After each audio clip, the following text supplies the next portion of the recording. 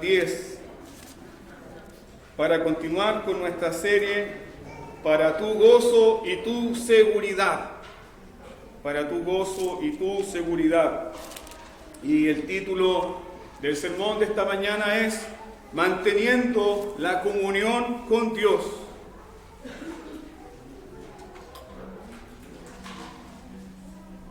Manteniendo la comunión con Dios.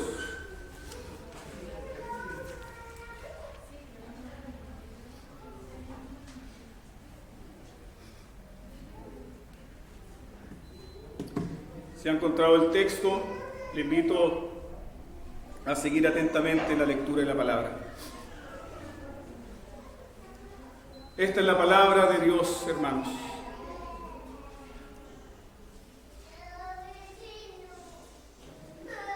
Si decimos que tenemos comunión con Él y andamos en tinieblas, mentimos y no practicamos la verdad. Pero si andamos en luz, como Él está en luz, tenemos comunión unos con otros. Y la sangre de Jesucristo, su Hijo, nos limpia de todo pecado. Si decimos que no tenemos pecado, nos engañamos a nosotros mismos y la verdad no está en nosotros. Si confesamos nuestros pecados, Él es fiel y justo para perdonar nuestros pecados y limpiarnos de toda maldad.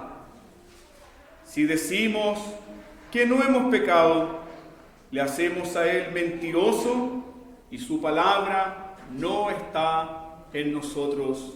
Amén. Demos gracias al Señor por su palabra.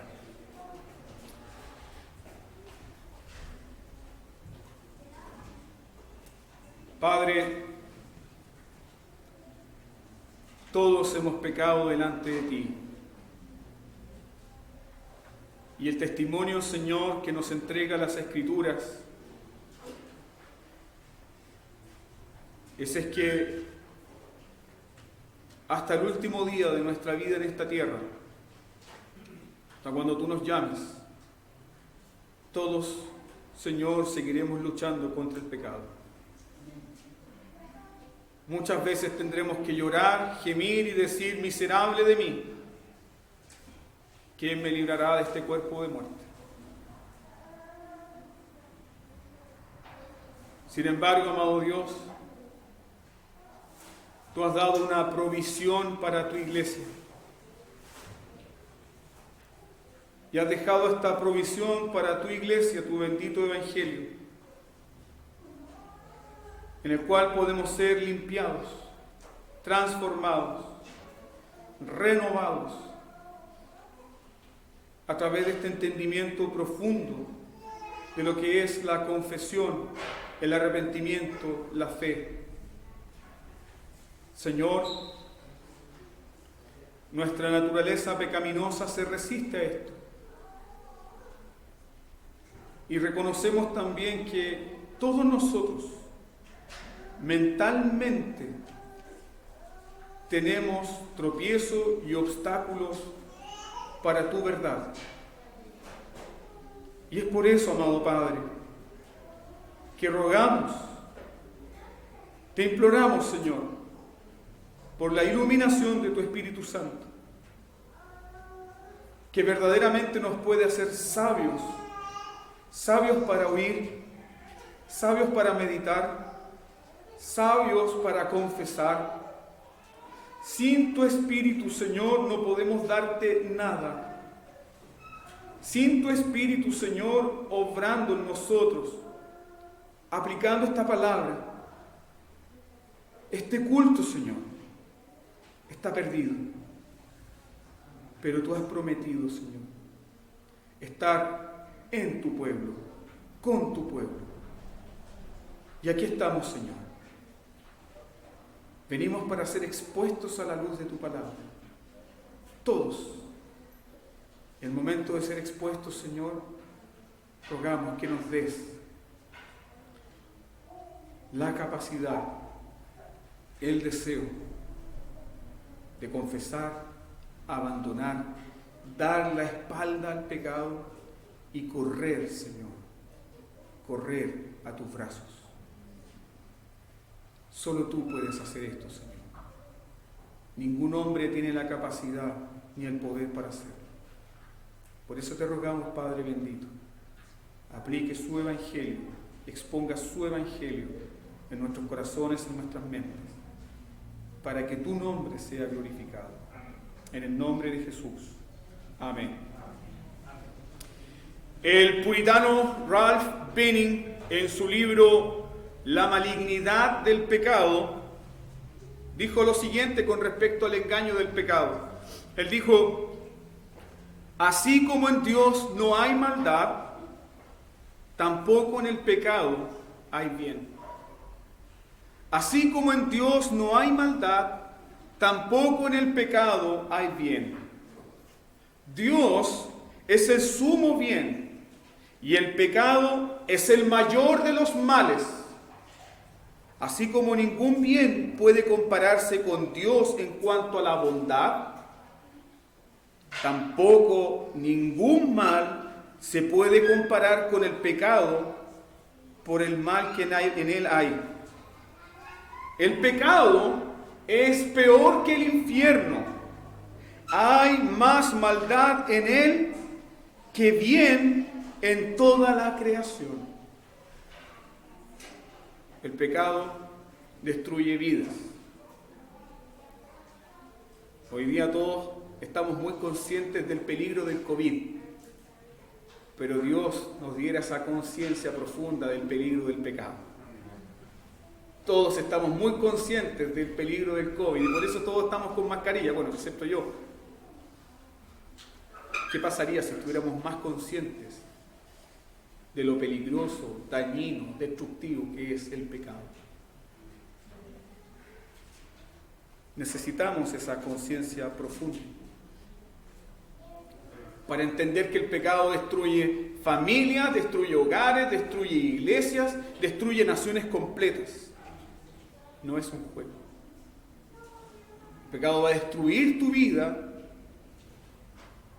presente y arruinar toda tu eternidad en oscuridad y maldad. El pecado no está jugando contigo. Y cada vez que los puritanos hablaron del pecado, siempre lo describieron gráficamente en palabras que llamaran nuestra atención. Benning dice: el pecado es peor que el infierno.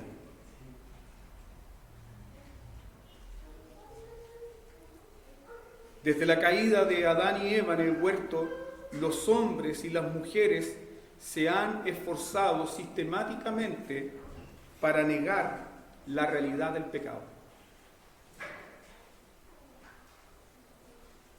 ¿Qué hiciste, Adán? La mujer que tú me diste. ¿Se dan cuenta? Negó la realidad de su pecado. La mujer que tú me diste me dio del fruto del árbol y yo comí. Desde Adán en adelante, todos los hombres se esfuerzan por negar la realidad del pecado. Pero sucede algo muy interesante. Que los efectos del pecado están ahí. Las evidencias del pecado están ahí. Las evidencias del pecado nos abofetean en el rostro. ¿Cuánta gente pensaba que el chileno promedio era un chileno ponderado, un chileno que razona? Prácticamente los ingleses de Latinoamérica. Vayan a ver cómo los ingleses de Latinoamérica tienen la Plaza Italia. Es un estercolero, hermanos. ¿Y qué vemos ahí? Vemos la realidad en nuestros propios ojos de los efectos del pecado. Donde está el pecado reinando hay destrucción, hay degeneración. Lo destruye todo, lo corrompe todo. Y así como los hombres han esforzado en negar los efectos del pecado, lamentablemente hoy la iglesia también ha redefinido o trata de redefinir el pecado. ¿Y cómo la Iglesia redefine el pecado? En términos muy humanos antes que bíblicos. Hoy en día la Iglesia, por ejemplo, no habla de el pecado, sino que presenta el pecado en términos terapéuticos. No habla del pecado como rebelión contra Dios, como la rebelión contra la ley de Dios, sino que la Iglesia presenta el pecado como falta de éxito. La Iglesia presenta el pecado como baja autoestima, falta de desarrollo personal.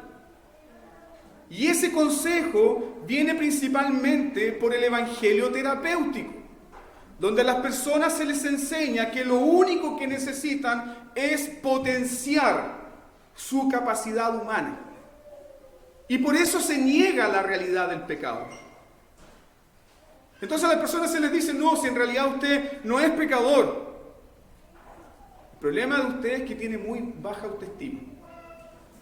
Entonces vamos a predicar una serie de sermones para inflarle la cambucha, para subirle la autoestima, y esta serie de sermones se llama Descubriendo el gran campeón que hay en ti. Eso es basura, hermanos. Toda esa serie de sermones lo único que hace es enviar a la gente al infierno. Porque Jesucristo no fue a la cruz del Calvario para que tú tuvieses una mejor vida aquí y ahora. Jesús fue a la cruz del Calvario para que tú tengas una relación eterna con Dios el Padre. Para que tengas comunión con Dios. Y lamentablemente la Iglesia, al redefinir el pecado, ha centrado toda su práctica, todo su discurso, toda su enseñanza en levantar y en exaltar al hombre. Como dijo el profeta Jeremías capítulo 6, versículo 14, Jeremías acusa a los falsos profetas. ¿Y cuál es la acusación de los falsos profetas? Ellos curan la herida de mi pueblo con liviandad. Ellos curan la herida de mi pueblo con liviandad, diciendo paz, paz, y no hay paz. Hermanos, yo les llamo a ustedes como congregación del Señor.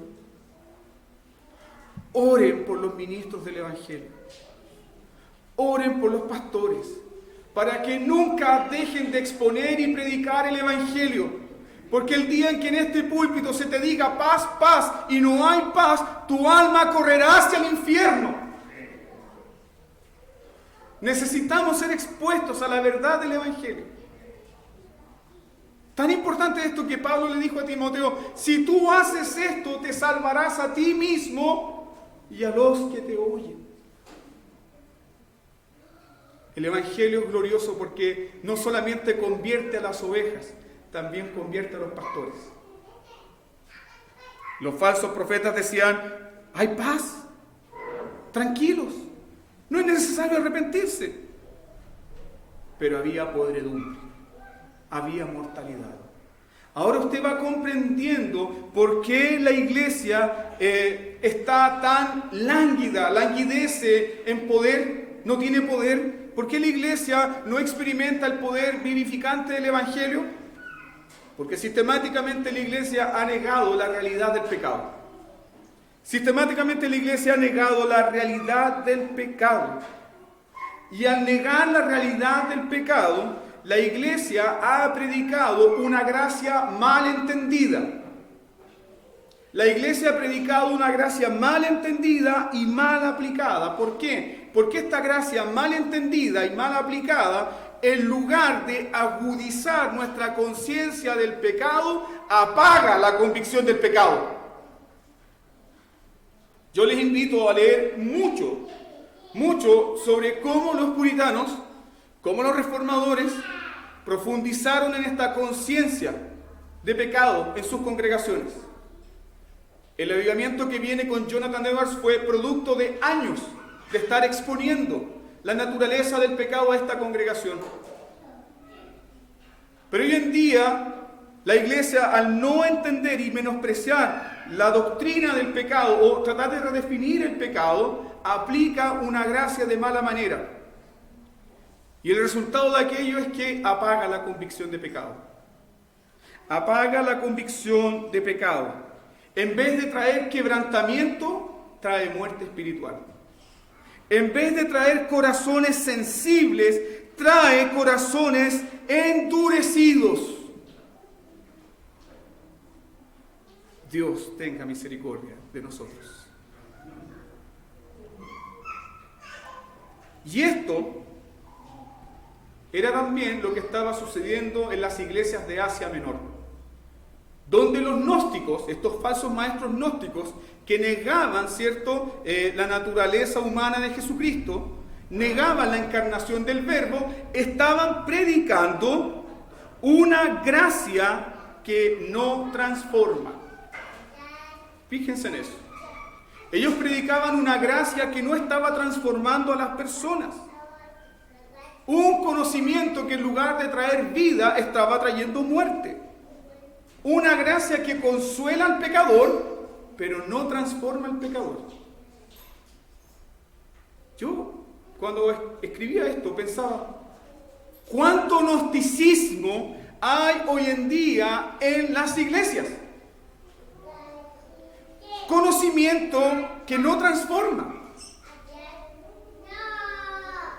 Gracia mal aplicada, gracia mal entendida. Los gnósticos predicaban esto. Predicaban una gracia que consuela pero que no transforma. Que en lugar de quebrantar, solamente endurece. Los falsos maestros gnósticos que invadieron las iglesias de Asia Menor predicaron el conocimiento de Dios separado de la vida. Eso hicieron.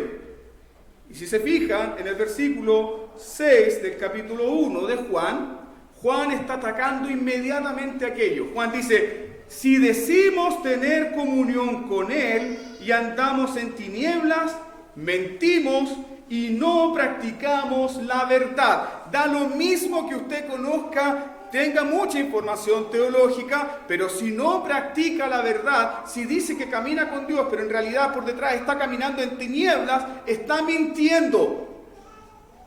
La teología no se puede separar de la vida. El conocimiento de Dios no está separado de la práctica de ese conocimiento. Pero eso era lo que hacían los gnósticos.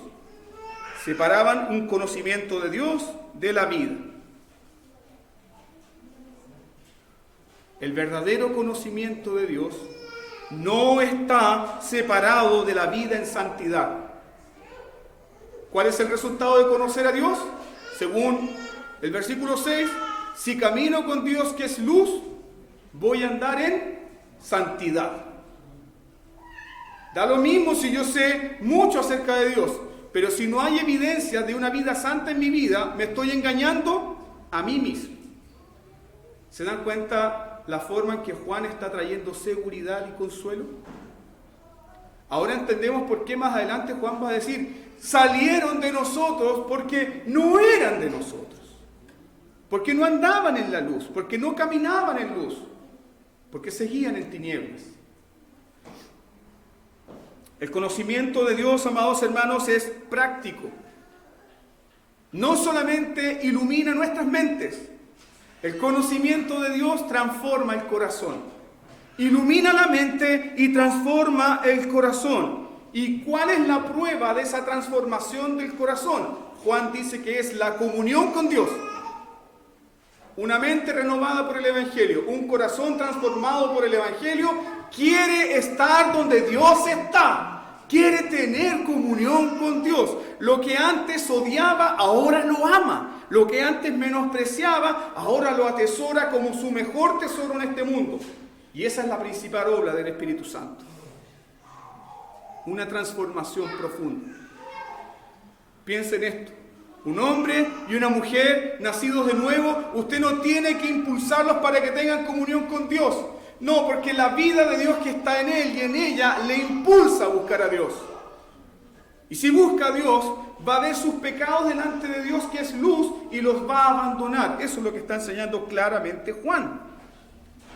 Yo quiero que piensen lo siguiente, que la comunión con Dios no es neutral. No. La comunión con Dios no es neutral. La comunión con Dios no nos deja en una situación cómoda, tibia. La comunión con Dios, la verdadera comunión con Dios, no nos deja en la inacción. Siempre nos lleva a ¿qué? Confesar el pecado, apartarnos de la iniquidad. Juan lo acaba de decir. Si andamos en Dios, que es luz, no vamos a andar en tinieblas. Se da cuenta que no hay un punto medio. No existe aquello.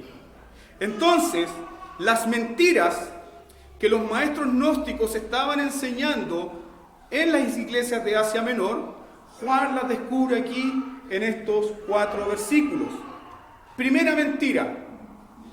Se puede tener comunión con Dios y al mismo tiempo vivir en las tinieblas. ¿Te has puesto a pensar que esto no es nada nuevo? Te puedes tener comunión con Dios y tener una doble vida.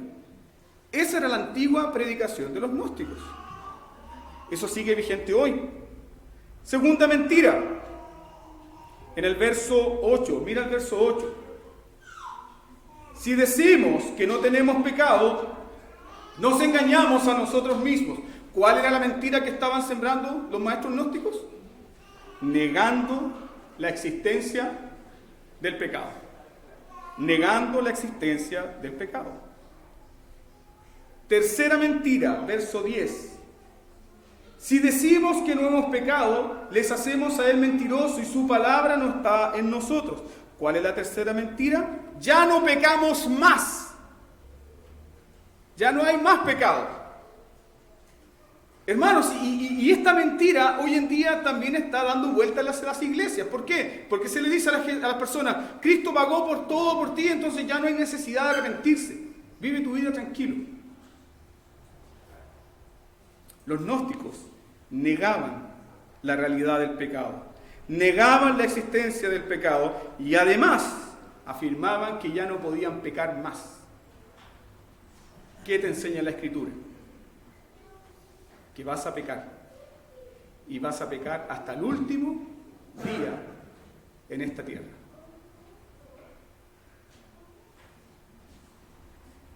Otra enseñanza gnóstica era que ellos eran tan espirituales, que el pecado ya no les podía dañar. Entonces no se guardaban del pecado, no evitaban el pecado. Vayan conmigo, por favor, a Apocalipsis capítulo 2. Estas enseñanzas gnósticas eran conocidas como las profundidades de Satanás.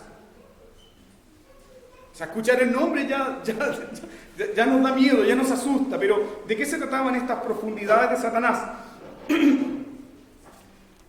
Apocalipsis capítulo 2, verso 19. Yo conozco tus obras y amor y fe y servicio y tu paciencia, que tus obras postreras son más que las primeras, pero tengo unas pocas cosas contra ti, que toleras que esa mujer Jezabel, que se dice profetiza, enseñe y seduzca a mis siervos a fornicar y a comer cosas sacrificadas a los ídolos.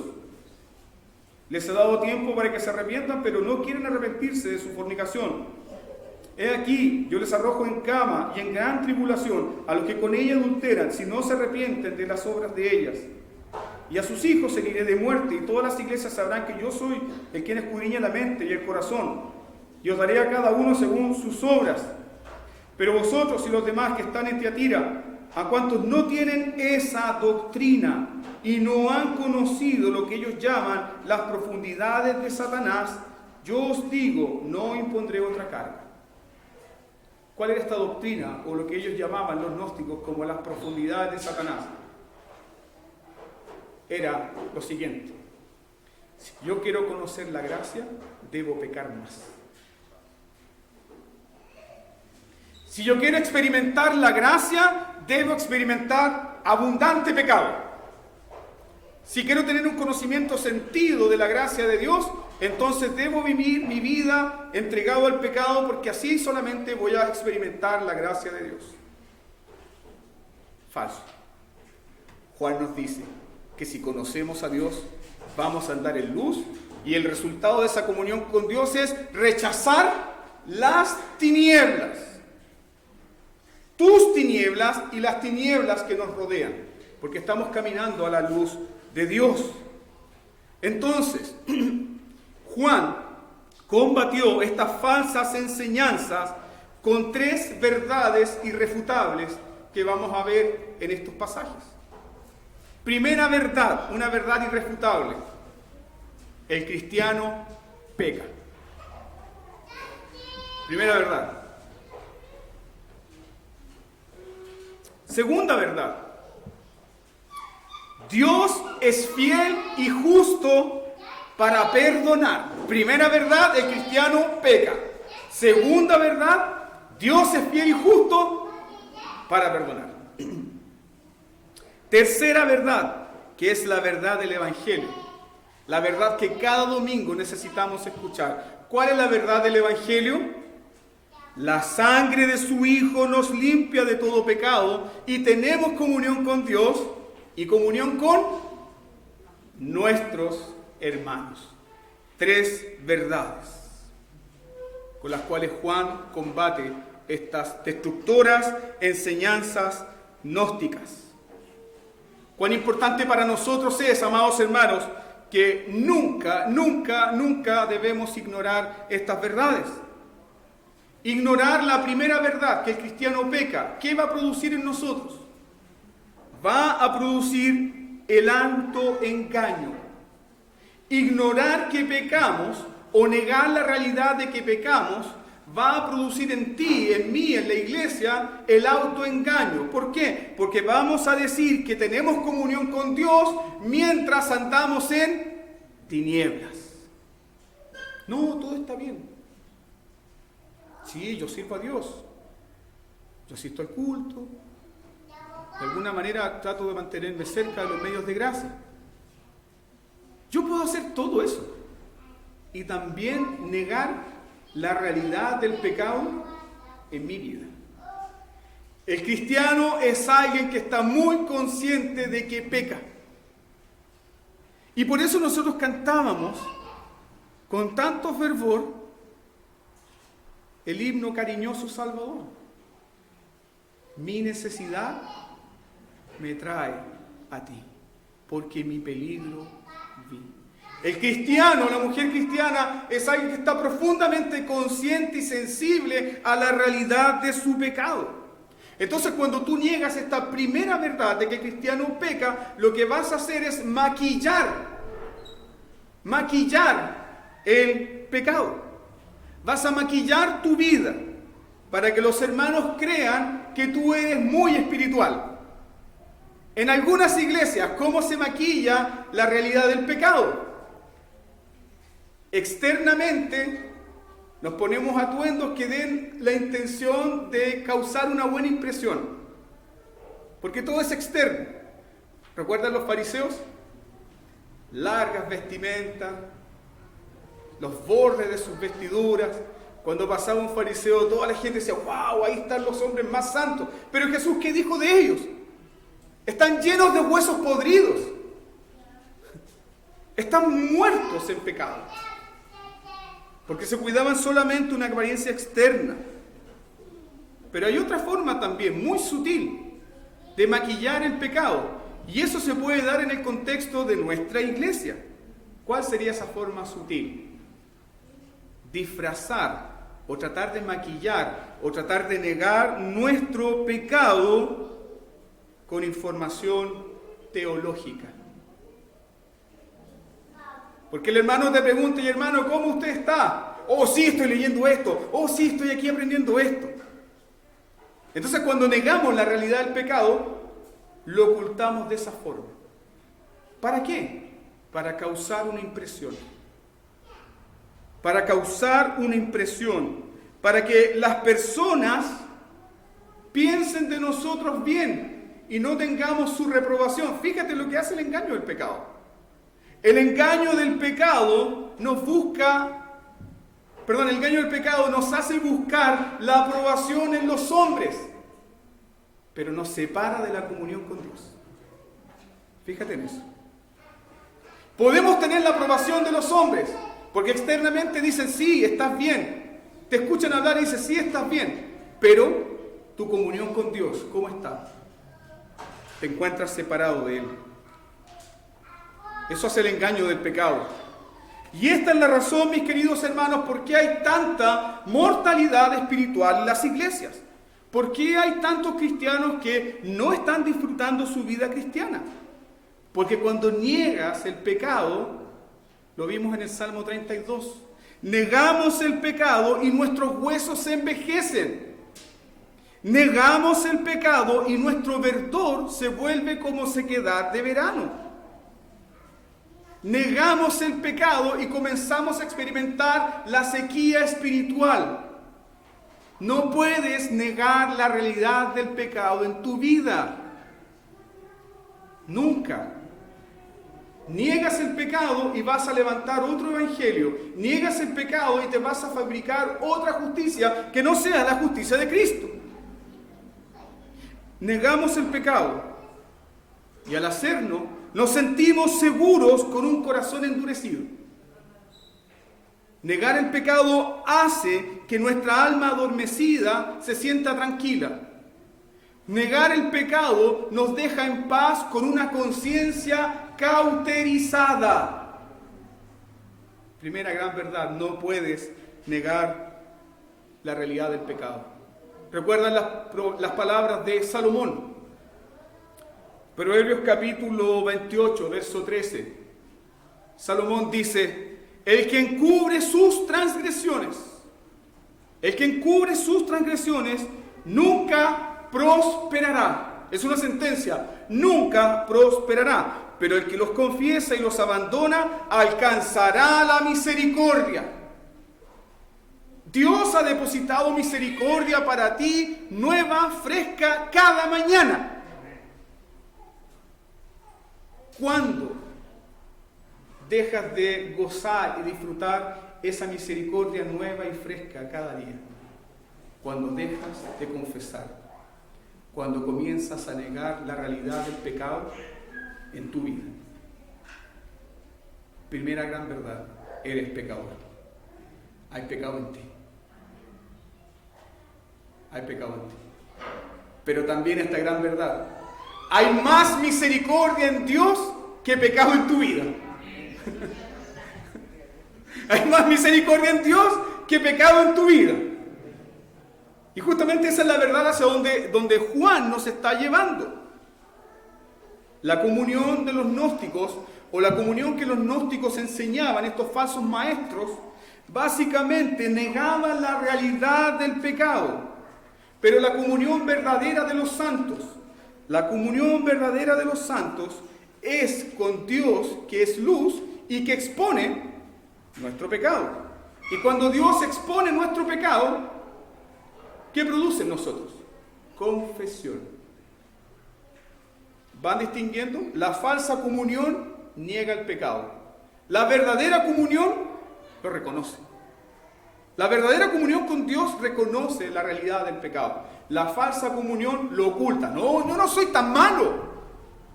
No soy tan malo, soy hijo de padres cristianos. No soy tan malo, soy hijo de pastor. No soy tan malo. Niegas la realidad de tu pecado. ¿Te estás preguntando si tienes un evangelio gnóstico? Yo sí me lo pregunté.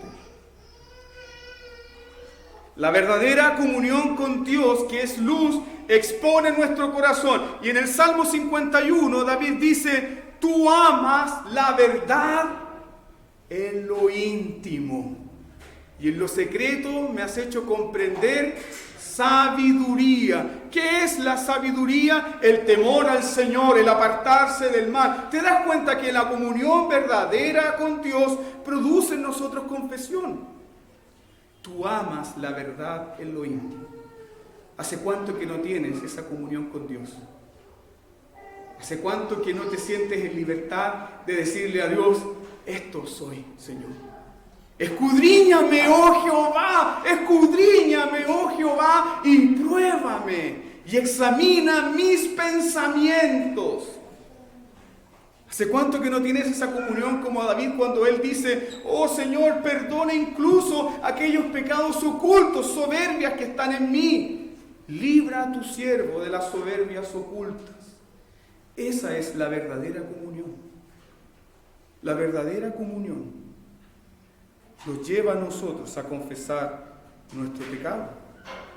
Eso significa, queridos hermanos, que la comunión con Dios, que es luz, nos permite ver la malignidad de nuestro pecado. Pero ¿cómo vemos la malignidad de nuestro pecado? No vemos nuestro pecado según nuestro entendimiento, según nuestras definiciones de pecado. Comenzamos a ver el pecado en términos como Dios lo ve. Y como Dios lo ve, lo tratamos. Dios odia el pecado, nosotros también lo odiamos. Dios odia tus mentiras, nosotros también lo odiamos. Dios odia tus malos pensamientos que son pecaminosos, yo también comienzo a odiarlos. Comenzamos a ver el pecado en los términos que Dios lo ve. Entonces la comunión con Dios no solamente expone el corazón, no solamente nos lleva a confesar nuestro pecado, la comunión con Dios se da en el conocimiento de la verdad. Conocemos la verdad, practicamos la verdad. Ahí vamos entendiendo por qué Juan dice que no practicamos la verdad si andamos en tinieblas, si decimos que tenemos comunión con Dios que es luz. Practicar la verdad es la verdad acerca de ti mismo. Esto que vemos acá en doctrina, lo encontramos en narrativa o en historia bíblica en el Antiguo Testamento. Todo lo que estamos viendo aquí en doctrina, lo encontramos en narrativa bíblica en el Antiguo Testamento. Jacob, cuando se encuentra con el ángel del Señor, y el ángel del Señor le dice, confiesa, ¿cómo te llamas? ¿Qué dijo Jacob? Soy el engañador. Estuvo expuesto a la luz de Dios, estuvo expuesto a la santidad de Dios, y el hombre confesó y fue transformado. Pero cuando procuramos y seguimos engañándonos en nuestro propio pecado, solo producirá lo siguiente. Levantaremos un maquillaje, una apariencia. ¿Por qué? Porque el engaño del pecado nos hace creer que no seremos aceptados. Y comenzamos a negar el pecado. El engaño del pecado nos hace creer que no vamos a ser aceptados por los hermanos. Y por eso tratamos de ganar la aprobación de los hermanos, fingiendo que no pecamos. Negando lo que somos, aparentando. Pero no solamente vamos a tratar de engañar a los hermanos. Juan nos dice que intentaremos engañar ¿a quién? A Dios. ¿Puedes ver la locura del pecado? La locura de nuestro pecado nos hace tratar de engañar a Dios negando el pecado. Verso 10. Si decimos que no hemos pecado, le hacemos a Él mentiroso, su palabra no está en nosotros. Negar la realidad del pecado te hace engañarte a ti mismo. Negar la realidad del pecado te hace engañar a tus hermanos. Negar la realidad del pecado te lleva a tratar de engañar a Dios. Entonces cuando Dios viene y te habla por su palabra, tú dices, no, Señor, yo no soy así. Pero la comunión con Dios nos lleva a admitir que somos lo que Dios dice que somos. Hagamos la prueba. ¿Eres gusano? ¿Es un gusano miserable?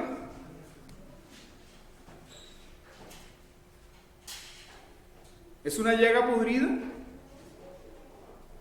Cuesta. Si estuviésemos más conscientes de nuestro pecado, diríamos, sí, Señor, ese soy yo. Mi vida sin ti es eso. Puedes meditar entonces cuán horrible es negar la realidad del pecado en tu vida. Piensa en esto. Si niegas la realidad del pecado en tu vida, no solamente estás tratando de engañar a Dios, Escuche bien, por favor. No solamente está tratando de engañar a Dios, está negando todo el testimonio que Dios ha dado de la raza humana caída. El testimonio que Dios da de la raza humana caída es que todo hombre es pecador, es que no hay ninguno bueno, es que no hay quien busque a Dios, no hay quien haga lo justo, no hay ni uno bueno. Ese es el testimonio que sale de la boca de Dios. Todo ser humano es pecador. Intenta negar tu pecado y estás haciendo a Dios mentiroso. Intenta negar la realidad del pecado y no solamente vas a negar la realidad de la condición humana caída, sino que también vas a negar la santidad de Dios expresada en su ley. Pero más aún, si decimos que no tenemos pecado, estás negando la verdad gloriosa del Evangelio. Porque si dices que no tienes pecado o que no hay pecado en tu vida, estás negando la razón por la cual Jesucristo se encarnó, fue a la cruz, murió y resucitó. Lo estás negando. Si niegas que hay pecado en tu vida, también rechazas la obra gloriosa del Espíritu Santo. ¿Cuál es la principal obra del Espíritu Santo? Convencernos de pecado. No hay pecado en mi vida, no he pecado, esta semana no pequé, esta semana fue maravillosa. Niegas el testimonio de Dios, niegas el testimonio de Jesucristo, niegas el testimonio del Espíritu Santo. Pero es más, queridos hermanos, negar la realidad del pecado e intentar tener comunión con Dios es una gran ofensa contra el Dios Santo. Quiero detenerme aquí en esto. Usted puede venir a la iglesia para intentar tener comunión con Dios negando la realidad de su pecado. Y cada vez que usted haga eso, usted estará ofendiendo a Dios en su propio rostro. ¿Nota la gravedad de esto? No puedes negar la realidad del pecado, porque cada vez que intentas tener comunión con Dios negando la realidad del pecado, le estás gritando a Dios en su rostro: no necesito un mediador. Cada vez que niegas la realidad del pecado en tu vida y pretendes adorar a Dios, le estás diciendo a Dios en su propio rostro: no me interesa la sangre de tu Hijo Jesucristo. Yo me puedo presentar delante de ti en mis propios términos. ¿Entienden?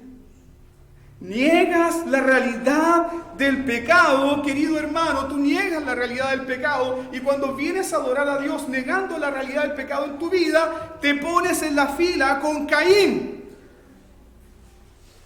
Te pones en la fila con los hijos de Elí. Te pones en la fila con Usa. Te pones en la fila con Ananías y Zafira, que se presentaron para adorar a Dios, negando ¿qué cosa? La realidad del pecado. ¿Recuerdan la pregunta? ¿Por qué pecaron contra el Espíritu Santo?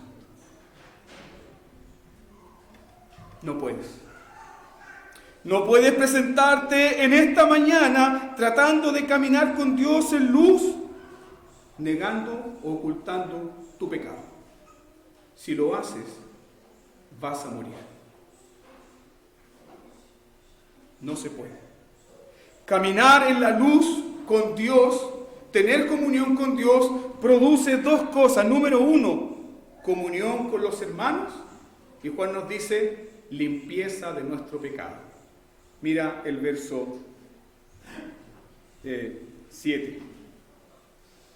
Pero si andamos en luz, como Él está en luz, tenemos comunión los unos con los otros. Y la sangre de Jesucristo, su Hijo, nos limpia de todo pecado. Primera verdad, somos pecadores. Segunda verdad y gran verdad, Dios nos perdona. Dios nos perdona. Verso 9. Si confesamos nuestros pecados, Él es fiel Él es fiel y justo para perdonar nuestros pecados y limpiarnos de toda maldad. John Bunyan decía que nuestro engañoso corazón nos va a sugerir dos mentiras. La primera mentira nos hará creer que el pecado es deleitoso y que podemos pecar tranquilamente y que a Dios no le importará nuestro pecado. La segunda mentira es que cuando hayamos pecado, el engaño de nuestro pecado nos dirá que Dios no nos puede perdonar y que tu vida se acabó. ¿Mas qué nos dice el bendito Evangelio? Si confesamos, Él es fiel y justo. Él es fiel y justo para perdonar todos nuestros pecados. ¿Va entendiendo la diferencia entre el verdadero creyente y el falso creyente? El falso creyente niega el pecado. El falso creyente menosprecia el sacrificio de Cristo. El falso creyente no cree en la doctrina de la depravación total. El falso creyente cree que puede tener comunión con Dios andando en las tinieblas. Pero el verdadero creyente, ¿qué hace? Confiesa. No esconde sus pecados. Los confiesa. ¿Y por qué los confiesa? Porque valora la comunión con Dios. Porque disfruta de la comunión con Dios. Y el pecado le duele porque el pecado le priva de disfrutar de la comunión con Dios. El verdadero creyente confiesa sus pecados porque está seguro en esto: que Dios es fiel y justo para perdonar. Confesar nuestros pecados, queridos hermanos, no es simple el hecho de verbalizar: pequé contra ti, Señor, mentí contra ti, Señor. Confesar nuestros pecados significa estar de acuerdo con el testimonio que Dios tiene de tu vida. De hecho, la palabra griega ahí para confesar es homologeo. Muy interesante eso. Homologeo. De donde viene la palabra homologar, hacer coincidir, aceptar. Donde viene la palabra aprobar o estar de acuerdo con qué. Entonces, cuando Dios dice: eres un miserable pecador, eres un depravado, eres un hombre que menosprecia mi ley, ¿cuándo confesamos verdaderamente? Cuando decimos: sí, Señor, amén, así es. Amén. Así es. ¿Te das cuenta que confesar no solamente decir Señor pequé, sino estar de acuerdo con el testimonio que Dios da de tu naturaleza pecaminosa? ¿Recuerdan este gran pasaje en Marcos? Jesús se encuentra con la mujer sirofenicia. La mujer sale y le dice: Señor, ven y haz este milagro porque mi hija está endemoniada. ¿Qué le dice Jesús? No es lícito dar el pan de los hijos a los perrillos. ¿Qué hizo esta mujer? Homologueo.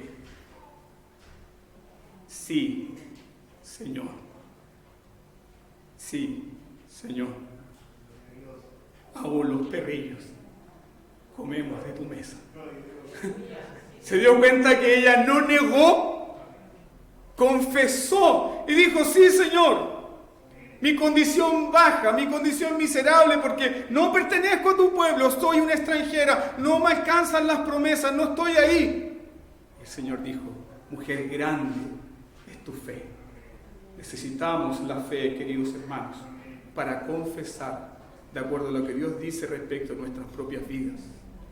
Confesar el pecado significa aprobar y estar de acuerdo y decir lo mismo con respecto a lo que Dios dice de nuestra naturaleza pecaminosa. Es decir, debemos tratar al pecado como Dios lo trata.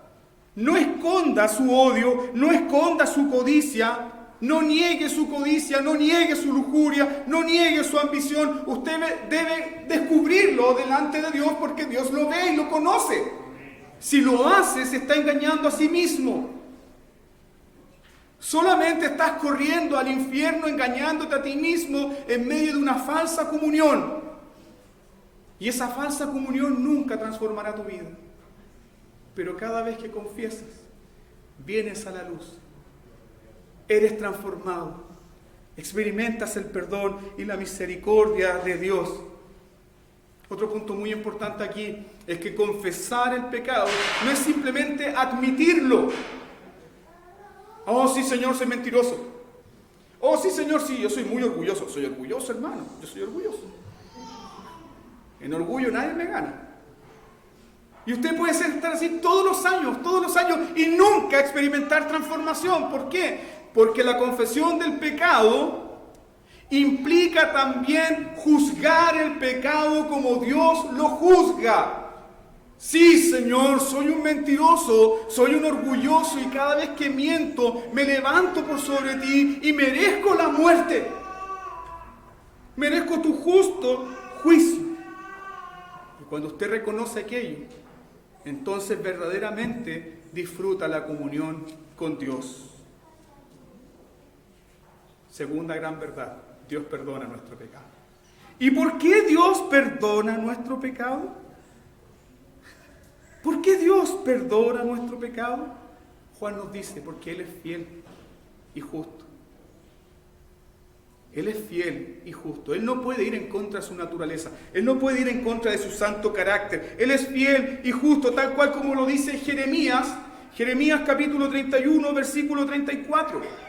La gran promesa del pacto, Jeremías 31, 34. Perdonaré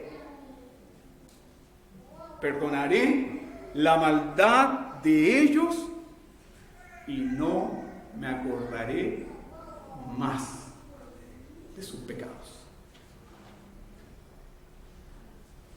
¿Quieres experimentar el perdón de Dios?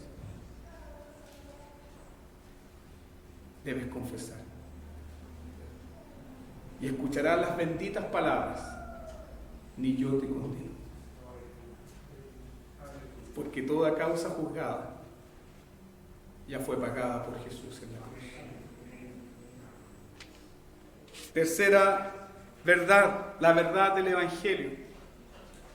No solamente somos pecadores, no solamente Dios nos perdona, la gran verdad del Evangelio es que Dios nos perdona y nos perdonará y nos seguirá perdonando, porque hay una provisión grande, gloriosa, asombrosa en la sangre de Jesús derramada por los pecadores. El gran himno de William Cowper, que se llama Hay una fuente carmesí, en una de sus estrofas dice: precioso Cordero, tu sangre nunca perderá su eficacia, hasta cuando toda la iglesia sea salvada para no pecar jamás. ¿Pecamos? Sí. ¿Negamos el pecado? No. ¿Por qué? Porque Dios perdona. Si Dios perdona, es para que disfrutemos de su comunión. Y para asegurarte que disfrutemos de su comunión, Dios ha dejado el sacrificio perfecto de su Hijo Jesucristo. Todo el testimonio del Antiguo Testamento es que Dios no tendrá por inocente ¿a quién? Al culpable. Entonces, cuando tú caminas en la luz de Dios, tú dices: sí, Señor. ¿La sentencia cuál es? Culpable. Eres culpable. Por el más mínimo pecado delante de Dios, eres culpable. Dios no tendrá por inocente al culpable. El juez de toda la tierra no puede negar la realidad del pecado. El juez de toda la tierra, cuando te mira a ti, no se tapa los ojos. No es un juez corrupto. Es un juez santo. Entonces, ¿cómo este Dios santo, 3 veces santo, puede tener comunión con nosotros? La sangre de su Hijo Jesucristo nos lava y nos limpia de todo pecado. La comunión, amados hermanos, la comunión, declara Juan, es en medio de la sangre de Jesucristo. La única base moral por la cual Dios puede tener comunión con los pecadores es a través de la propiciación, del derramamiento de la sangre de Jesús. Jesús no solamente derramó su sangre para quitar el pecado, Jesús derramó su sangre para propiciar a Dios. Nunca se olvide de eso. Porque el pecado merece castigo y merece toda la ira de Dios. Y toda la ira de Dios cayó sobre Jesucristo, no sobre ti. Dios fue propiciado por Jesús en la cruz del Calvario. Segunda de Corintios capítulo 5, versículo 21 nos dice: el que no conoció pecado, por nosotros lo hizo pecado. ¿Para qué? Para que en él seamos hechos justicia de Dios. ¿Qué pecado perdonó Dios en la cruz?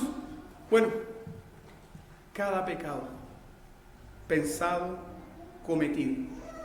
Cada uno de tus pecados fue castigado en Cristo. Y cuando Dios castigó los pecados, tus pecados y mis pecados en Cristo Jesús, hoy en día no demanda otro pago. Porque tu causa ya fue juzgada una vez y para siempre en la cruz del Calvario. Ahí se declaró el juicio. Culpable. Pero el juicio y la causa no la pagaste tú. Fue Jesús. Jesús dijo: yo pago. Yo pago. Entonces, la comunión con Dios se da en la verdad gloriosa de que Jesús ha derramado su sangre por nosotros. ¿Qué es lo que limpia la sangre de Jesús? Recién lo cantábamos. Lávame, lávame en tu sangre, Jesús. La sangre de Jesús limpia no solo algunos pecados, limpia todos los pecados. Todos. Todos. ¿Puedes pensar en los pecados más horribles que están en tu corazón? Aquellos que te avergüenzan son limpiados por la sangre de Jesús. Son limpiados por la sangre de Jesús. ¿Qué significa esto? Que no hay ningún pecador que no pueda ser restaurado por la sangre de Jesús. Ninguno. Entonces el consuelo y la confrontación para nosotros en esta mañana es: ven a la luz, confiesa tu pecado, no pierdas la comunión con Dios. La sangre de Jesucristo nos lava y nos limpia de todo pecado. No existe ningún pecado que Dios no pueda perdonar a través de la sangre de Jesús. Solamente lo que no tiene perdón es la blasfemia contra el Espíritu Santo y el rechazo consciente de la gracia de Dios, o atribuir las obras de Dios al diablo. Pero todo otro pecado tiene perdón. Cuando Dios te mira, ¿qué ve?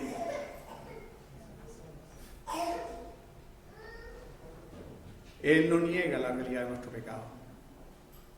Y nosotros tampoco. Pero ¿qué ve?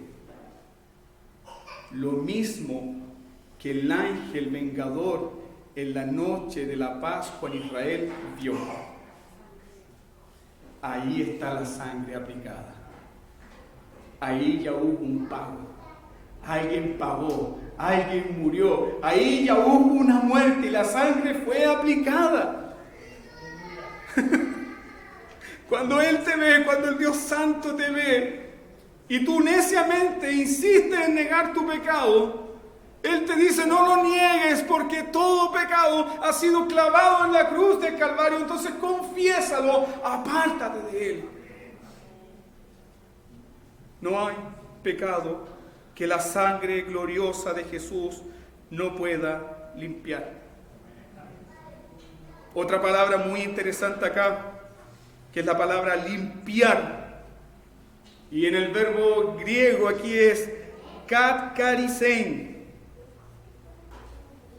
Nosotros tenemos que limpiar es como esto, pero la palabra denota borrar la mancha. borrar la mancha. Entonces mire qué glorioso. Dios no solamente nos perdona, Él borra todas las manchas del pecado en tu vida.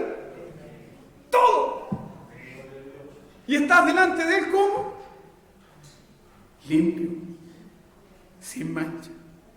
Es por eso que el apóstol Pablo nos dice el apóstol Pablo que Jesús presentará a su iglesia limpia, sin manchas y sin arruga. Porque su sangre le ha limpiado para siempre.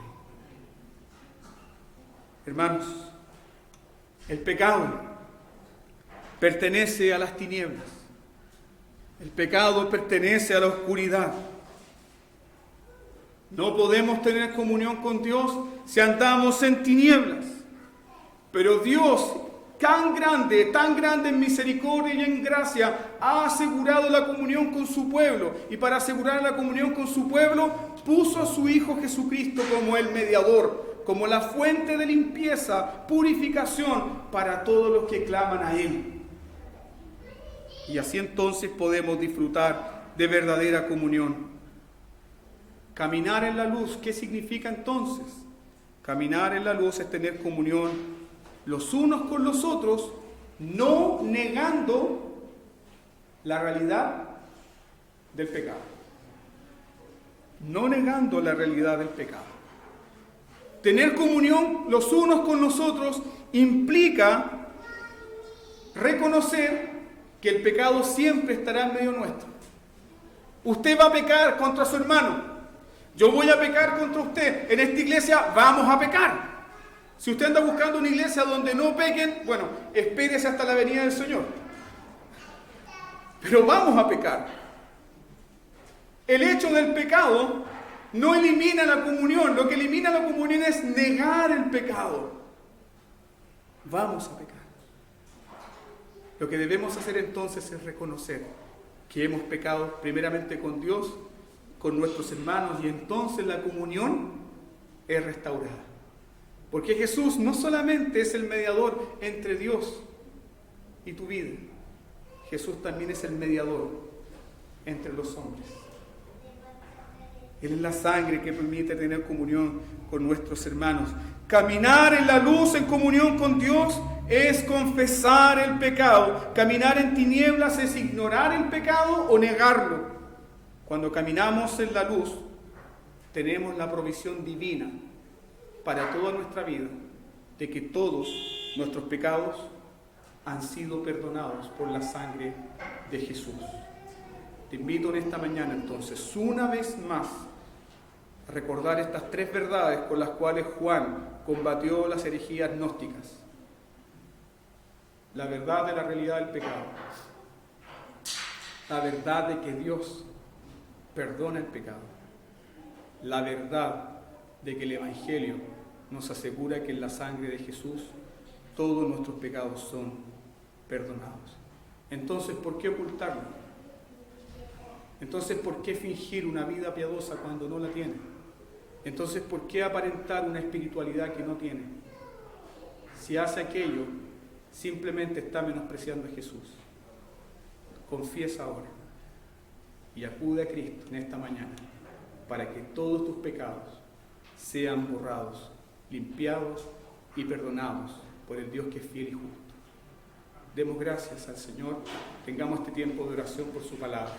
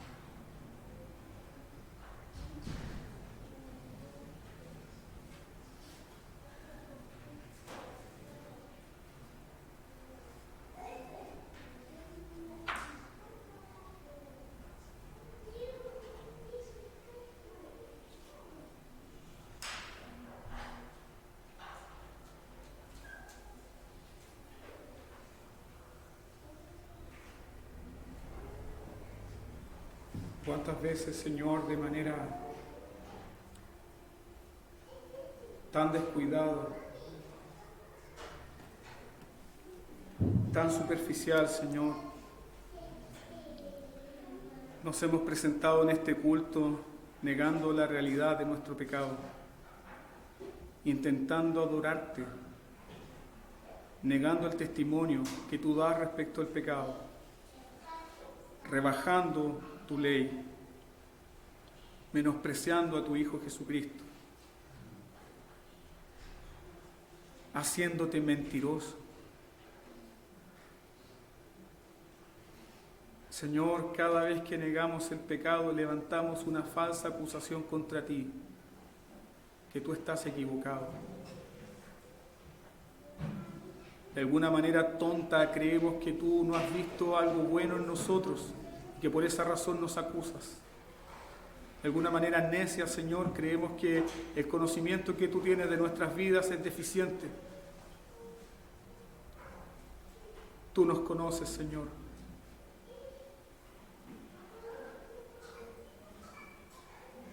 Perdónanos, Señor, queremos pedir perdón reconociendo lo que tú dices de nosotros. Y solamente podemos decir, amén, así es. Pecamos con nuestros falsos afectos. Pecamos con nuestras falsas ideas respecto de ti. Negamos tu palabra, no practicamos la verdad.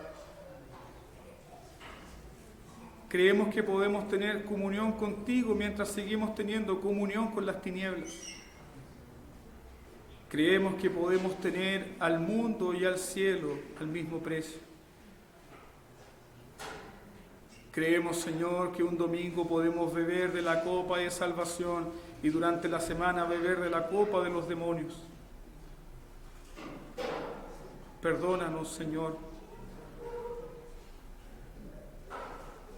Hoy tenemos comunión contigo y ninguno de nosotros hemos sido consumidos solamente por la presencia del mediador, tu Hijo Jesús.